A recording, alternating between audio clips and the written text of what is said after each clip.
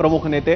असदुद्दीन ओवैसी जी, आपका स्वागत है एबीपी माझा में। मेरी सबसे पहला सवाल होगा, आपकी प्रतिक्रिया क्या है, क्या सोच रहे हैं आप आज के इस रिजल्ट के बारे में, आज के इस मुंबई उच्च न्यायालय के इस रिजल्ट के बारे में, इस कमेंट के बारे में?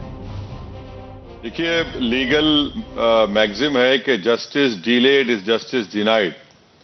ये इसमें से 19 साल के बाद ये लोग आज इनको राहत मिली है, मगर वहीं पर इस बात की तकलीफ भी है कि इतना टाइम क्यों लगा इन लोगों को। और बहुत बड़ी तकलीफ की बात यह है कि हाई कोर्ट ने अपने जजमेंट में कहा कि कन्फेशन को टॉर्चर के जरिए हासिल किया गया जी। और साथ में हाई कोर्ट ने यह भी कहा कि वो जो 3 टैक्सी ड्राइवर का जिसको विटनेस बनाया गया, वो 100 दिन के बाद अपना स्टेटमेंट रिकॉर्ड किए जी। और जिसको विटनेस बनाया गया वो तो किसी और केस में, उसके ऊपर 498A का आईपीसी का केस था और जवेरी ब्लास्ट में भी वो विटनेस था जी।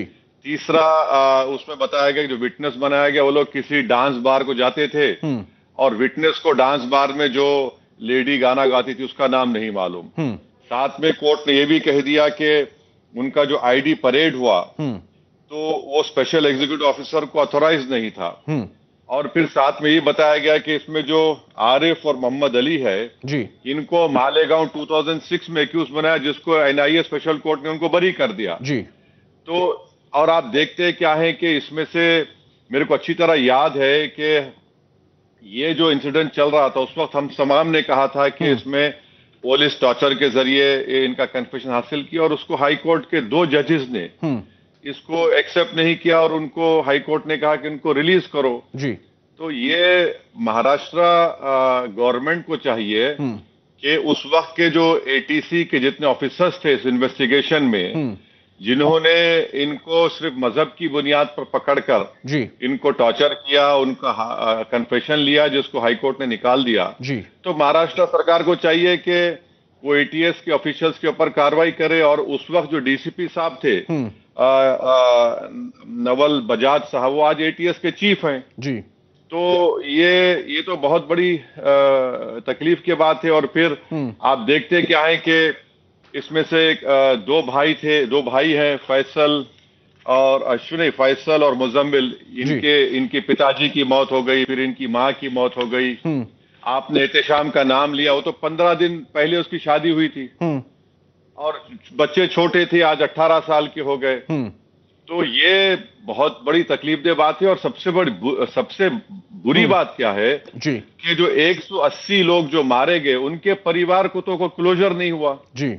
और गॉड फॉरबिड अगर वो लोग अभी भी मुंबई में या भारत में जो एक असल लोग हैं फिर रहे हैं जी, तो हमारे लिए बहुत डेंजरस है। और उस कोर्ट के जजमेंट में कोर्ट ने कहा कि मुंबई ट्रेन ब्लास्ट के 2 दिन के बाद विटनेसेस आए थे जी, जिन्होंने कहा था कि ये लोग नहीं कोई और लोग हैं, उनको भी आपने सही तरीके से उसका इस्तेमाल नहीं किया। तो ये बहुत बड़ा मिसकैरेज ऑफ जस्टिस है, एब्यूज ऑफ जस्टिस है।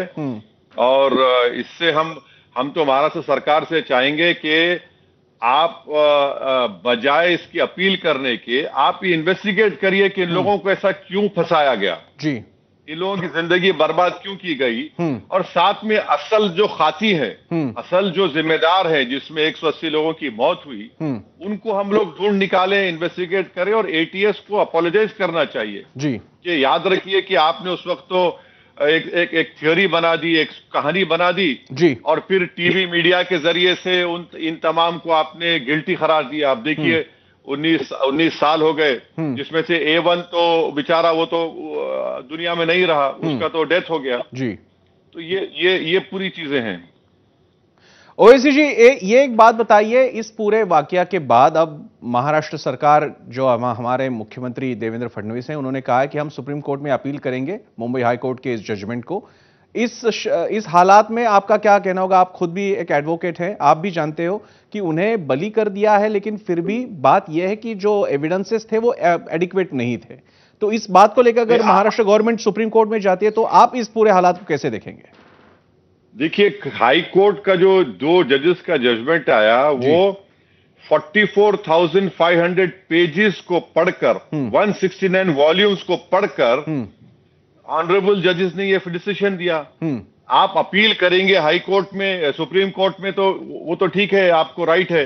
मगर सवाल ये है कि जब हाई कोर्ट का इतना बड़ा फैसला आ गया और आप उसको एक्सेप्ट नहीं करना चाह रहे, आप फिर उसको ड्रैग करना चाह रहे, वही 11 लोगों को फिर उस सुप्रीम कोर्ट जाए, उसमें वाहिद शेख को तो ट्रायल कोर्ट ने 9 साल जेल में रहने के बाद छोड़ दिया जी। मगर प्रॉब्लम यह है कि क्या सरकार ये नहीं चाहती कि जो असली मुल्जिम है, जिन्होंने मुंबई ट्रेन ब्लास्ट किया जी, उनको पकड़ा जाए, वो कहां गए, उनको कैसे उनको छोड़ दिया गया, और इस तरह का इन्वेस्टिगेशन बिल्कुल महाराष्ट्र के एटीएस ने कैसे किया। मैं आपको एक बात कहना चाहूंगा जी कि उस वक्त जब कांग्रेस की सरकार थी और राष्ट्रवादी की सरकार थी, मैं और कई एमपी दिल्ली से जाकर मुंबई में उस वक्त के मुख्यमंत्री से मिले।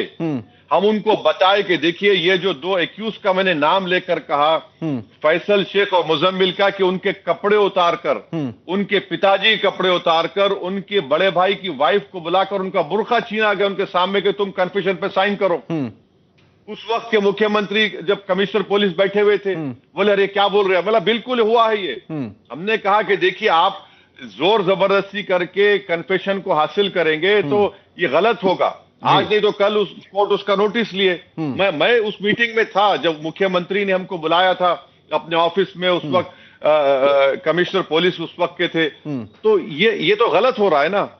आप किसी एक समुदाय को, सिर्फ समुदाय के है तो आपने उनको जिंदगी बर्बाद कर दी। तो मैं तो शुक्रिया अदा करूंगा जमीयतुल उलमा का, और अपने ऐसे कई लॉयर्स हैं। देखिए रिटायर्ड जज है मुरलीधर साहब, आपके नागा मुफ्ती साहब, नित्या रामचंद्रन, वहाब खान, शरीफ शेख और युग मोहित चौधरी, ये बहुत मेहनत किए लोग, मैंने पूरा अपना, तो आज वो नतीजा निकला है। मगर बजाय उसके अपील करने के, अरे आप एक इन्वेस्टिगेशन टीम बनाइए, इनको छोड़कर इन लोगों को, कि अगर हाई कोर्ट का जजमेंट। बिल्कुल ओवैसी जी, अभी ये तो महाराष्ट्र सरकार और केंद्र सरकार के अख्तियार की बात होगी कि वो आगे जाके क्या करेंगे। क्या एक नई टीम रची जाएगी जो तफ्तीश करेगी इस पूरे वाकये के बारे में, इस पूरे मामले के बारे में, या उन्हें बरी किया जाएगा जैसे कि अभी मुंबई हाई कोर्ट ने जजमेंट दिया है। बहुत बहुत शुक्रिया, बहुत बहुत धन्यवाद ओवैसी जी हमसे जुड़ने के लिए। आपल्यासोबत होते असदुद्दीन ओवैसी, एमआयएमचे प्रमुख। मुद्दा त्यांचा प्रामुख्यानं होता की, आणि त्यांनी शब्द असे वापरले त्यांच्या शब्दात की